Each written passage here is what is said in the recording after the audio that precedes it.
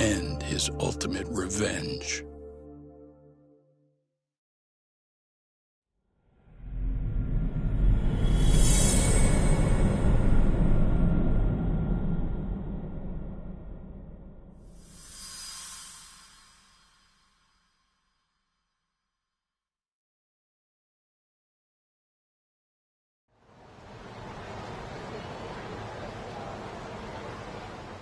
Hiro Mikoshiba's murder was sparked by the bullying of Toshiro Ihara, who committed suicide 4 years ago. The graphic video that hit the net showed the world how Toshiro's father, Akihiro Ihara, had brutally avenged his son. We also know the father had accomplices. On October 7th at 6:30 a.m., they forced Mikoshiba into a vehicle, took him to an abandoned building, and gravely injured him. Then, around 7:30 a.m., the time frame when Ihara killed Mikoshiba, the other conspirators were probably nearby, even though they weren't on camera. At the same time, 30 kilometers away at Ikebukuro Station, a man who looks like Ihara is caught on camera. We'll call that guy the stand-in. The stand-in made sure he was in front of the cameras for more than an hour before boarding the 9:06 a.m. train, the same one Yui Mamiya was on. After committing sexual battery on that train, he meets the real Ihara in the camera's blind spot, and they change places. That's how he established a false alibi for Mikoshiba's murder. And to achieve this, the victim, Yui Mamiya, had to have been in on it from the start. Sure are a lot of people getting their hands dirty for Ihara. Mamiya, Ihara stand-in on the train, the guys who kidnapped Mikoshiba. How did some troubled cop manage to recruit so many allies? Well, one person that comes to mind who might be the key to all this is Yoko Sawa. She's a teacher at Seiryo High. She was the only adult Toshiro-kun ever told about the bullying, and she supervised Mikoshiba as a teacher before he disappeared. On top of that, she's a Kurokawa Academy graduate, same as Mamiya. Those trespassers at the murder scene were also from Kurokawa. Since they're all about the same age, it's possible they were all classmates. So you're saying these classmates are also Ihara's murder accomplices? If we consider Yoko Sawa the central link, that's very possible. We do know that as a teacher, she felt deep remorse for Toshiro-kun's suicide. Maybe she recruited her old classmates to help Ihara take his revenge. Yeah, best not to rule that out. Though I'm hoping that's not the case. Why's that?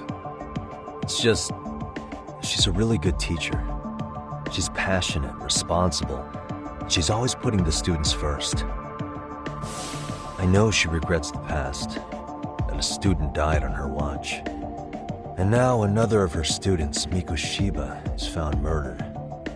So if it turns out she's involved in that, I doubt I'll be able to trust my own judge of character ever again. Yagami. I'm going back to Ijincho tomorrow. The plan is to bring up Mamiya's name to Sawa-sensei and see how she reacts. Until then, let's not jump to conclusions about her involvement. All right. Can I chime in real quick? I was looking into Kurokawa Academy and I stumbled across something that may be relevant. What's that? Well, it happened 13 years ago, but there was an attempted suicide. A third year jumped off the school's roof after being thoroughly humiliated.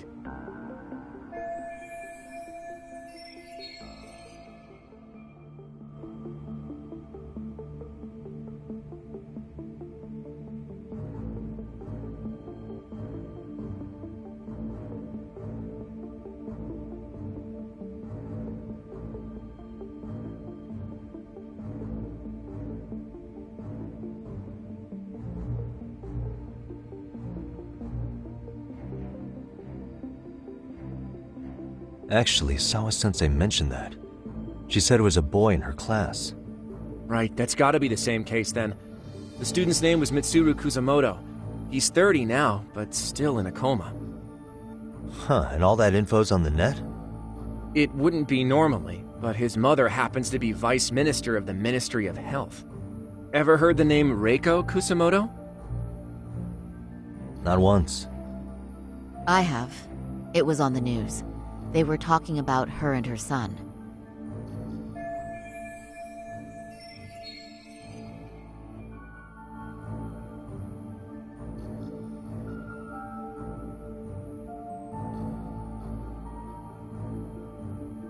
Well, do you remember the uproar in the health ministry when Vice Minister Ichinose got arrested?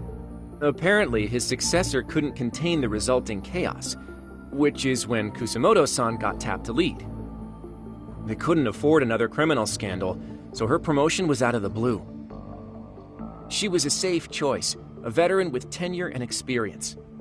Not to mention, her son's tragedy made people see her as a more sympathetic figure.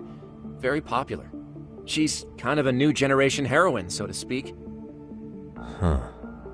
Is any of that relevant to the case at hand, though? Who knows?